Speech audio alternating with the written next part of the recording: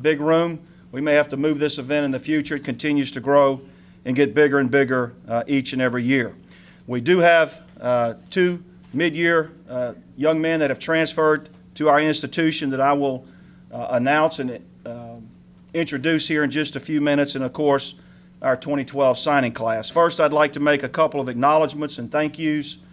First of all, President Courtway, Dr. Teague, who Steve East introduced here earlier, and Becky Rasnick. These 3 individuals, and Becky is our head of our academic advising for our athletes. All 3 of these individuals spent hours during the last month coming up on Saturdays and visiting with our student athletes. So a very warm thank you from the coaching staff for taking time and assistance and your dedication each and every weekend.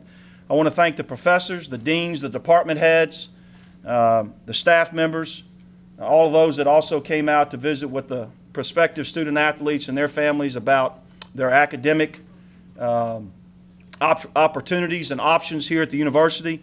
Certainly that plays big with families, very important part of what we do here at the university. I want to congratulate and to thank our coaching staff. These men have worked tireless hours, tremendous dedication and investment, not just into the young men that we're bringing aboard today, but to the young men that are on our campus right now. And please, let's give these gentlemen a hand. Thank you.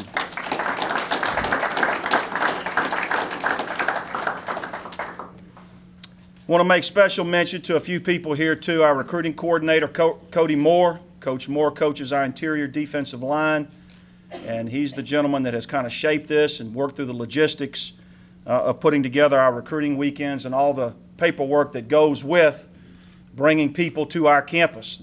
It's not just as simple as calling them up and say, come on over. There's a lot of compliance and a lot of paperwork and NCAA paper trail that you have to get through, and Cody's done a great job with that.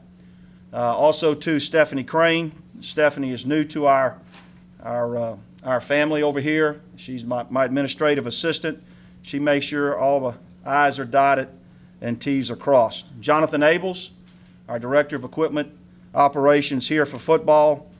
Of course, you know, he does a great job with our players during the year, but also has a big part in showing off our facilities when these young men come on our campus.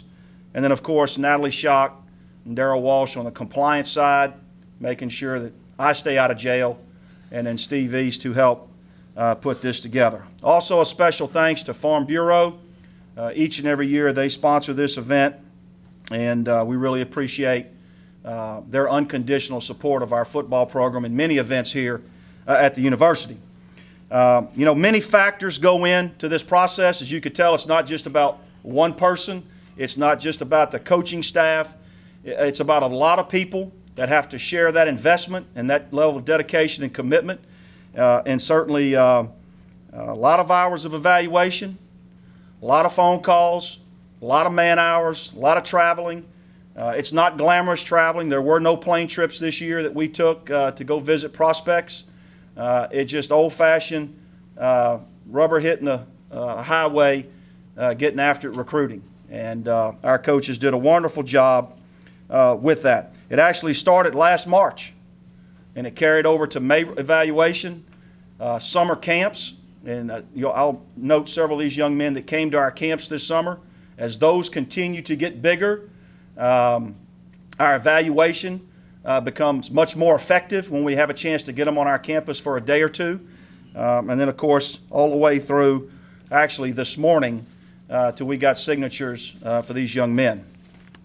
It's a class that includes virtually athletes at every position, which was very important, what we started out to do. It filled immediate needs, also future needs, and then, of course, creates depth and competition in practice. And very important that we were able to meet those expectations in the process.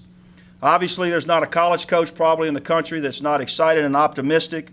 And I think, you know, when you look at recruiting classes, you probably ought to go back a couple of years, at least 2 or 3 years, to see what kind of class. So I did a little bit of research, and you go back 3 classes, our 2009 class.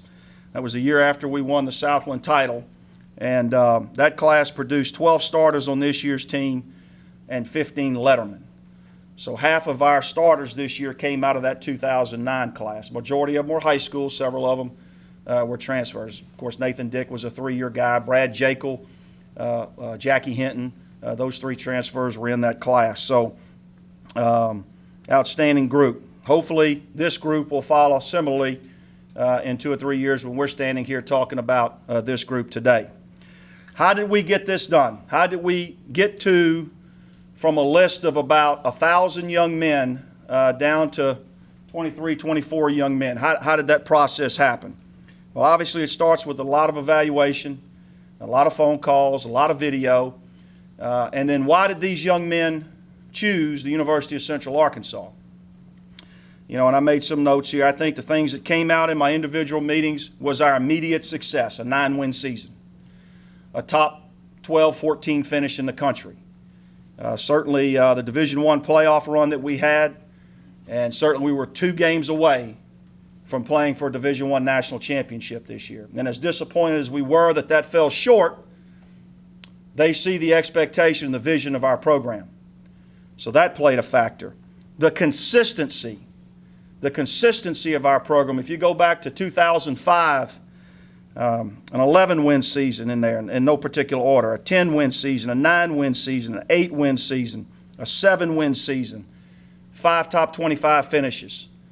Kids want to go someplace where they got a chance to win. They want to go somewhere where they got a chance to play at the national level. Those were huge factors. We always feel if we can get parents on campus, we're pretty hard to beat because parents want to talk about school. Athletes don't want to talk about school all the time. Parents want to talk about school. Well, our academic success, headed up by our coaching staff, the assistance of Becky Rasnick and her staff, our academic center over at Maine, and then the type of student athletes we've brought to our program over the last 4 or 5 years speaks for itself. We had the top APR of all the Division I schools in the state of Arkansas the last 2 years.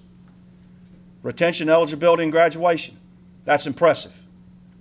We've had the top APR on a 4-year rolling average of all the schools in the Southland Conference. And we just joined the league basically 4 years ago, 5 years ago. So in our first 4-year grid, we had the best in the conference. And then we know what our numbers are going to be for this cycle, and when those come out in May, they're going to be 10 or 12 points higher than what they were on the last 4-year average. So we expect to even be better. And then the first half of this semester was outstanding, of this academic year was outstanding as well. So young men know they're going to come to a place where academics is not given lip service. And every one of these young men are academically qualified. And I'll talk about that in just a second. So academics played a huge role in their decision-making process. Obviously, facilities. The stripes, guys, the stripes are impressive. We still got a big bounce on the stripes. And the fact that we haven't lost on the stripes, we don't want to lose on the stripes, all right, guys? Got to uphold that tradition, all right? The strength and conditioning complex, nearly 8,000 square feet, state-of-the-art. All brand new equipment attached to our indoor practice facility. Nobody has that in our conference. Nobody has that. That was an impressive thing to recruits. The skybox is going up on the east side. Certainly, there's club seating at other programs around our conference and regionally at the FCS level, but I'm not sure that we have the skyboxes like we're going to have there. So they saw that as well. More importantly, what they saw is an overall vision and commitment and expectation of our football program. Overall vision, commitment, and expectation of who we are, where we've been, and where we want to get and where we want to be. And then certainly, the university is 105 years old. It has withstood the test of time. We have a beautiful campus, and it's one of still the best kept secrets in the Mid-South. And when young people come to our campus, they see that.